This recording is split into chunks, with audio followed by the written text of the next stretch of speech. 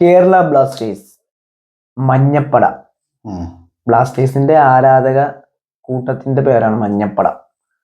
ഒടുവിൽ മഞ്ഞപ്പടക്കും കാര്യം പതുക്കെ പതുക്കെ ബോധ്യമായി തുടങ്ങി എന്നുള്ളതാണ്. നമ്മൾ പണ്ടേ പറഞ്ഞിരുന്നു, ആരാധകരെ ചൂഷണം ചെയ്ത് പൈസ ഉണ്ടാക്കുന്ന ലോകത്തിലെ ഇത്രയും എന്താ പറയാ വളരെ മോശം മാനേജ്മെന്റ് ഉള്ള ഒരു ക്ലബ്ബ്, അതിന് ഏത് കായികം എടുത്തു നോക്കിയാലും അതില് കേരള ബ്ലാസ്റ്റേഴ്സ് എന്ന് പറയുന്ന ക്ലബ്ബും അതിന്റെ മാനേജ്മെന്റുമാണ്.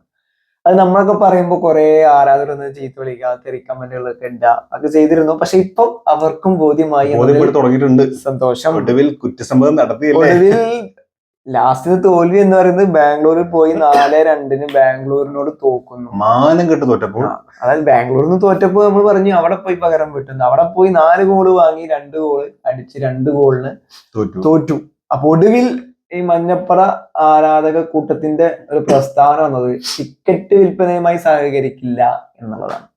അതെ, ടിക്കറ്റ് വിൽപ്പനയിൽ നിന്നും വിട്ടു നിൽക്കും. കേരള ബ്ലാസ്റ്റേഴ്സ് മാനേജ്മെന്റിനെതിരെ പ്രതിഷേധവുമായി മഞ്ഞപ്പട. അതായത് ഇവിടെ കുറച്ച് കാര്യങ്ങൾ മാനേജ്മെന്റിനെ അറിയിച്ചിട്ടുണ്ട്, ഇതിനൊക്കെ പരിഹാരം കാണണം എന്നുള്ളത്. അത് പരിഹാരം കാണുന്നത് വരെ ക്ലബുമായിട്ട് യാതൊരു വിധത്തിലുള്ള സഹകരണത്തിന് അവർ തയ്യാറല്ല എന്നുള്ളതാണ്. അതെ, അതായത് അവര് ടിക്കറ്റ് വിൽപ്പനക്ക് എന്ന് പറയുമ്പോൾ അവര് ഇപ്പൊ നമ്മുടെ നാട്ടിൽ നിന്നൊക്കെ ഒരു ടൂറിസ്റ്റേഴ്സ് വിളിച്ച് അതില് ടിക്കറ്റ് യാത്രക്കുള്ള പൈസ ഒക്കെ വാങ്ങി ഒരു ടീമായിട്ട് വല്ല സംഭവമായിട്ടാണ് ഇവർ പല സ്ഥലത്തു നിന്നും കൊണ്ടുവന്ന് സ്റ്റേഡിയം ഫില്ല് ചെയ്യുന്നതിൽ പ്രധാന പങ്ക് വഹിക്കുന്നത്. ബാക്കിയുള്ള ആളുകളൊക്കെ നമ്മൾ ഇൻഡിവിജ്വൽ ആയിട്ട് പോകുന്നവരും ചെറിയ ചെറിയ കൂട്ടമായിട്ട് പോകുന്നതിനാണ്. വാട്സപ്പ് ഗ്രൂപ്പുകളും അതിലൂടെ ഏകീകരണം നടത്തി സംവിധാനങ്ങളൊക്കെ ഉണ്ടാക്കി ഒരു എന്താ പറയാ സെറ്റപ്പായിട്ട് ചെയ്യുന്ന ഒരു സംഘടനാ പ്രവർത്തനമായിരുന്നു. അപ്പൊ ഇനി അത് ഉണ്ടാവില്ല എന്നുള്ളതാണ്. അപ്പൊ സ്റ്റേഡിയത്തിലേക്ക് ആളുകളുടെ എണ്ണം വളരെയധികം കുറയും. പിന്നെ ഇത് മൊത്തത്തിലൊരു ചടപ്പ് എല്ലാവർക്കും ഉള്ളത് കൊണ്ട് തന്നെ ഇനിയിപ്പോ അത് കാണാൻ പോകണ്ട എന്നുള്ള രീതിയിലേക്ക് വരും. അപ്പൊ ബ്ലാസ്റ്റേഴ്സിന്റെ ക്ലബിന്റെ വരുമാനം കുറയും. മാറ്റങ്ങൾ വന്നു കഴിഞ്ഞാൽ പഠിക്കും. അതന്നെ ആരാധകരുടെ ഈ ഒരു സപ്പോർട്ട് മാറിയ തന്നെ കുറെ മാനേജർ മനസ്സിലാവും. അതെന്താ അറിയോ, എന്ത് ചെയ്ത് കഴിഞ്ഞാലും ഓർക്ക് കിട്ടേണ്ട കായ് കജ്ജി കിട്ടുന്നുണ്ട്, ഓരോ കാര്യങ്ങളും നടക്കുന്നുണ്ട്. ഇതൊന്നും പോരാണ്ട് പൈസ കിട്ടി ആക്രാന്തം മൂത്ത് നല്ല പ്ലേയേഴ്സിനെ ഡബിൾ റേറ്റിന് വിൽക്കണമുണ്ട്.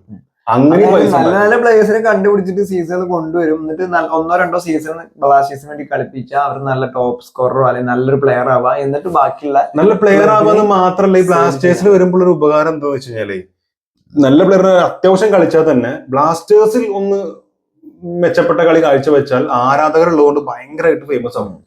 ആ കളിക്കാരൻ എന്നുള്ള രീതിയിൽ ഭയങ്കരമായിട്ട് എടുത്തു പറയും. നമ്മൾ എത്ര ആൾക്കാർ അങ്ങനെ എടുത്തു പറയും. നമ്മൾ മൊട്ടണ ഉണ്ടല്ലോ, പുള്ളിക്കാരന്റെ പേര് മൊട്ട, എന്താ വിളിച്ചതല്ലേ നമ്മള്, എന്തോ ഒരു ഹ്യൂമേട്ടൻ. അതേപോലെ ഒരുപാട് കളിക്കാർ അങ്ങനെ ഒരു ഫെയിം കിട്ടി. അവർക്ക് നല്ല കളിക്കാരെയൊന്നും അല്ലാന്നല്ല, പക്ഷെ ബ്ലാസ്റ്റേഴ്സിൽ വരുമ്പോ ഈ ആരാധകരുടെ സപ്പോർട്ട് കൂടെ കൂടുതൽ കിട്ടുകൊണ്ട് ആ പേരിങ്ങനെ മുഴങ്ങി കേട്ടുകൊണ്ടിരിക്കും എല്ലാവരുടെ ഇടയിലും. കൂടുതൽ പണം കിട്ടും. കഴിഞ്ഞ പ്രാവശ്യത്തെ കോച്ച് അടിപൊളി കോച്ചായിരുന്നു. ഇപ്രാവശ്യം എന്തിനാണ് ആ കോച്ചിനെ പറഞ്ഞു വിട്ടത്, കോച്ചിനെ എന്തുകൊണ്ട് നിലനിർത്തിയില്ല എന്നുള്ളത് ആർക്കും അറിയില്ല. ഇപ്പൊ പുതിയ വന്ന കോച്ച് ആണെങ്കിൽ ഒരു മണ്ടൻ കോച്ച്. അപ്പൊ ഇതാണ് ആരാധകർക്ക് ഒരു ചടപ്പ് ഫീൽ ചെയ്യാണ്. പുതിയ കോച്ചിനൊന്നും തെളിയിക്കാനായിട്ടില്ല. ഇപ്പൊ ബ്ലാസ്റ്റേഴ്സിന്റെ പ്രധാനപ്പെട്ട പ്ലെയർ ആണ് ലൂണ. ഇനി ചിലപ്പോ അടുത്ത സീസണിൽ ഉണ്ടാവും എന്ന് പറയാൻ പറ്റില്ല. അവര് സെയിൽ ചെയ്യാണ്. കാരണം ഒരു പ്ലെയറിനെ സംബന്ധിച്ചിടത്തോളം അവരുടെ ഡിമാൻഡ് കൂട്ടിക്കഴിഞ്ഞാൽ അതിന് സാലറി കൂട്ടി കൊടുക്കണം, അതിൻ്റെതായിട്ടുള്ള പേയ്മെന്റുകൾ ചെയ്തു കൊടുക്കണം. അല്ലെങ്കിൽ പ്ലേയേഴ്സ് പോകും. പ്ലേയേഴ്സിനെ സംബന്ധിച്ചിടത്തോളം പൈസ ഉണ്ടാക്കാനുള്ളതാണ്, അതൊക്കെ ഒരു ജീവിത മാർഗമാണല്ലോ ഇത്. അപ്പൊ അവിടെ എമൗണ്ട് കൂട്ടി കൊടുക്കുക എന്നുള്ളത് ഒരു ആവശ്യമാണ്. അപ്പൊ അവിടെ പൈസന്റെ കാര്യത്തിൽ ബാർഗെയിൻ ചെയ്തിട്ട് കാര്യമില്ല. അല്ല, ഈ കൂട്ടി കൊടുക്കുന്ന മറ്റൊരു ടീമിലേക്ക് പോകുമ്പോൾ കൊടുക്കണം അത്രയും പൈസ കൊടുക്കേണ്ട ആവശ്യമൊന്നുമില്ല. ഉള്ള സാലറിന്ന് കുറച്ച് കൂട്ടി നിർത്തി കൊണ്ടുവന്നാൽ മതി. അതും ചെയ്യുന്നില്ല. നല്ല പ്ലേയേഴ്സ് ആണ്. ലൂണയെ നല്ലൊരു സാലറിയില് ഇവിടെ മറ്റേതെങ്കിലും ക്ലബ്ബുകള് വിളിച്ചു കഴിഞ്ഞാൽ ലൂണ സ്വാഭാവികമായിട്ടും അവിടെ പോകും. അപ്പൊ അവര് കൊടുക്കുന്ന സാലറി കൊടുക്കുന്ന രീതിയിൽ അല്ലെങ്കിൽ എന്തെങ്കിലുമൊക്കെ പറഞ്ഞ് പിടിച്ചു നിർത്തി ടീമിന്റെ ഭാഗമാക്കാൻ പറ്റാതെ പോകുന്നതാണ് മാനേജ്മെന്റിന്റെ വീഴ്ച എന്ന് പറയുന്നത്. നമുക്കിപ്പോ ഇത്രയും സീസൺ എടുത്ത് നോക്കിക്കഴിഞ്ഞാൽ ഒരുപാട് നല്ല പ്ലേയേഴ്സ് വന്നിട്ടുണ്ട്. ഒരു 4 പ്ലേയേഴ്സിനെ നിലനിർത്തിയാൽ തന്നെ നല്ല രീതിയിൽ വിജയം കൈവരിക്കാൻ പറ്റുന്ന ടീം ഇപ്പൊ ഉണ്ട്. പക്ഷെ അത് എനിക്ക് തോന്നുന്നത് ബ്ലാസ്റ്റേഴ്സ് 10ാം സ്ഥാനത്തോ 9ാം സ്ഥാനത്തൊക്കെയാണ് തോന്നുന്നു. 10 കത്തിയോ 8 അല്ലേ, എത്രയോ താഴെയാണ്. എന്താണെങ്കിലും എന്തായാലും ഇനിയൊരു പ്രതീക്ഷ ഇനി എന്തായാലും ഒരു നോക്കൌട്ട് റൗണ്ടിലേക്കുള്ള പ്രവേശനം ഉണ്ടാവില്ല എന്നുള്ളതിനാണ് മനസ്സിലാക്കേണ്ടത്. കറക്റ്റ് എന്താ ഇനി വരും ദിവസങ്ങളിൽ എങ്ങനെയാണ് ഇതിന്റെ വ്യത്യാസം എന്തെങ്കിലും ഉണ്ടാവും. ഇനി ഒന്നോ രണ്ടോ കളി ജയിച്ചു കഴിഞ്ഞാൽ ഇപ്പൊ ഈ ആരാധകർ പറഞ്ഞതൊക്കെ മാറ്റി പിടിക്കുമോ എന്നൊന്നും പറയാൻ പറ്റില്ല. അങ്ങനെയുണ്ട് പറയാൻ. രജിസ്റ്റില് നോക്കി കഴിഞ്ഞാൽ ചിലപ്പോൾ കിട്ടും. ഇല്ല, നെറ്റ്വർക്ക് കുറച്ച് കറങ്ങിക്കൊണ്ടിരിക്കുക, കിട്ടുന്നില്ല.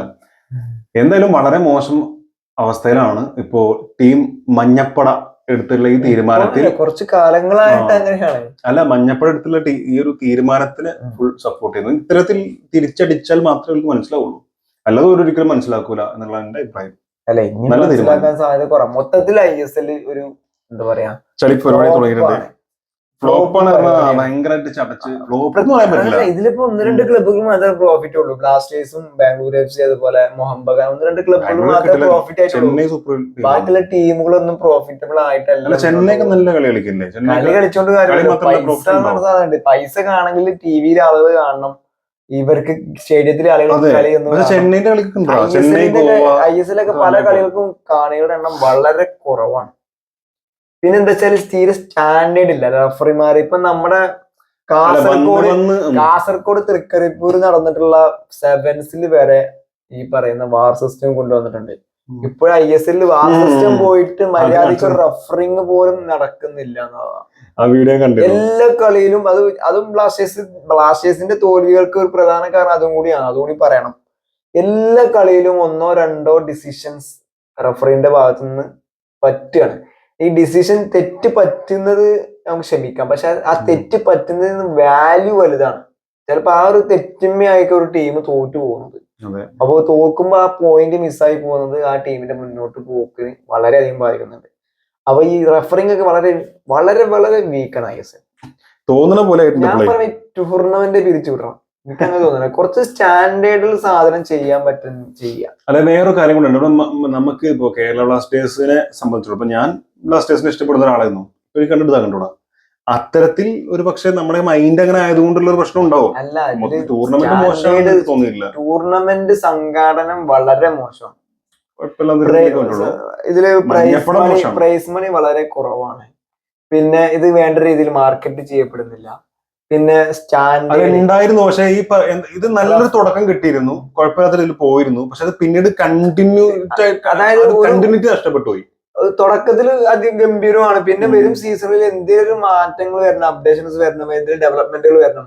ഇത് തുടങ്ങിയ സീസൺ എങ്ങനെയാണോ അതുപോലെ തന്നെയാണ് ഇപ്പോഴും. നിലനിർത്തി കൊണ്ടുപോകുന്നതിലുള്ള ബുദ്ധിമുട്ടുകൾക്ക് വന്നിട്ടുണ്ട്. അതിൽ കൂടുതൽ പുരോഗമനം എന്ന് പറയാനൊന്നും പറ്റില്ല. അന്നും ഇന്നും ഒരേ പോലെ പോകുന്നുണ്ട് എന്നുള്ളത് ശരിയാണ്, പക്ഷെ താഴെ പോയി തോന്നിയില്ല. ഇപ്പോഴും ഒരു സാധ്യത അവിടെ ഉണ്ട്, നല്ല രീതിയിൽ ഇതിനെ വളർത്തി കൊണ്ടുവരാനും നല്ല രീതിയിൽ ഇതിനൊരു പബ്ലിസിറ്റി ഇല്ല എന്നല്ല പറയണത്, പക്ഷെ ഒന്നുകൂടെ എന്റർടൈനിങ് ആക്കിയിട്ടോ അല്ലെങ്കിൽ ഒന്നുകൂടെ ബംഗാള്, കേരളം, കർണാടക ഈ 2-3 സ്റ്റേറ്റുകളിൽ കുറച്ച് റോൾ ഉണ്ടാക്കാൻ പറ്റുന്നുണ്ട് എന്നല്ലാതെ ഇന്ത്യയിൽ പല സംസ്ഥാനത്ത് ഇപ്പോഴും ISLുമായി ബന്ധപ്പെട്ട ഒരു ചർച്ച നടക്കുന്നില്ല. അപ്പൊ അതിന് വേണ്ട കുറച്ച് പ്രൊമോഷൻസും കാര്യങ്ങളൊക്കെ ചെയ്ത് പൈസ ചെലവാക്കണം. പൈസ ചെലവാക്കിയിട്ട് പൈസ ഉണ്ടാക്കാൻ നോക്കണം. പൈസയാണ് പ്രധാനം. അപ്പൊ പൈസ വന്നെങ്കിലേ ഇത് നടക്കുള്ളൂ, പരിപാടി നടക്കുള്ളൂ.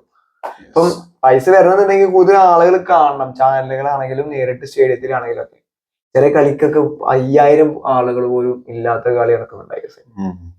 ബ്ലാസ്റ്റേഴ്സിന്റെ കളിക്കും അതുപോലെ മോഹൻ ബഗാനും ബാംഗ്ലൂർ FC അങ്ങനെ ചില ടീമുകളുടെ കളിക്കൊക്കെ ആരാധകരുണ്ടെങ്കിൽ പോലും ബാക്കിയുള്ളതൊക്കെ വളരെ നിർജീവമാണ് സ്റ്റേഡിയങ്ങൾ. അപ്പൊ IPLുമായൊക്കെ ബന്ധപ്പെട്ട് താരതമ്യം ചെയ്യുമ്പോഴാണ് അതിന്റെ വ്യത്യാസം മനസ്സിലാവുക. ഫുട്ബോൾ നമ്മൾ ഒരിക്കലും ക്രിക്കറ്റ് ചെയ്യാൻ പറ്റുന്ന അല്ല, ഇന്ത്യയിൽ താരതമ്യം ചെയ്യാൻ പറ്റില്ല, വേറെ കാര്യം. അപ്പൊ എന്തൊക്കെയാണെങ്കിലും ഇതിനൊക്കെ ഒരു മാറ്റം വന്നു കഴിഞ്ഞാലേ ഇന്ത്യൻ ഫുട്ബോളിനാണെങ്കിലും കേരള ഫുട്ബോളിനാണെങ്കിലും ഒക്കെ എന്തെങ്കിലുമൊക്കെ ഡെവലപ്മെന്റ് ഉണ്ടാവുള്ളൂ. അപ്പൊ മാറ്റങ്ങൾ വരുത്താൻ ശ്രമിക്കുക. സപ്പോർട്ടേഴ്സ് താനെ വരും.